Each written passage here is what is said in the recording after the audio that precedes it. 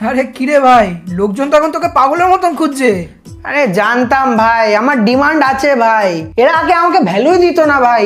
মনে করতো কি আমাকে বুকিং করলে আমি ওদের বাড়ি চলে আসবো, ব্যাস আমাকে যেভাবে সেভাবে ব্যবহার করে কোনার মধ্যে রেখে দেবে। এটাই তো জানে এরাই সব। আমি জানতাম আমার কামব্যাক একদিন হবে বাড়া। ভাই বিশ্বাস কর, আমি শেষ হয়ে গেলে আমাকে কোথায় ঢুকিয়ে রাখে তুই বিশ্বাস করবি না ভাই।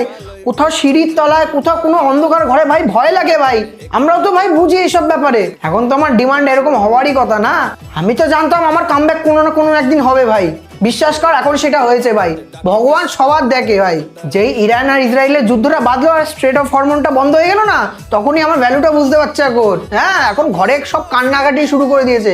কারোর তো হার্ট অ্যাটাক চলে এসছে, না পেরে ব্ল্যাকে আমাকে কিনছে ভাই। এইরকম হওয়ার কথা ছিল, অকাত দেখিয়ে দিলাম ওদের। এখন ভাই কন্টেন্ট ক্রিয়েটাররা আমাকে নিয়ে ভিডিও বানাচ্ছে, বুঝতে পারছিস ব্যাপারটা এখন ওরা কিরকম জায়গায়। কে মেসি, মেসি কলকাতায় সে যে ক্রেজ হয়েছিল তার থেকে বেশি ক্রেজ আমার এখন, জানিস? লোকজন এখন আমাকে নিয়ে রিল বানাচ্ছে জানিস। হ্যাঁ, ওদের অকাত দেখিয়ে দিয়েছি। যেহেতু মানছি কলকাতায় মেসি ক্রেজ আছে, মেসিকে সবাই ভালোবাসে, মেসির ফ্যান বেস আছে, কিন্তু আমারও ফ্যান বেস আছে ভাই। বিশ্বাস কর সবার ঘরে ঘরে থাকি আমি। হ্যাঁ, ও আমি যদি না থাকি না, ওদের পেটে ভাত জুটবে না।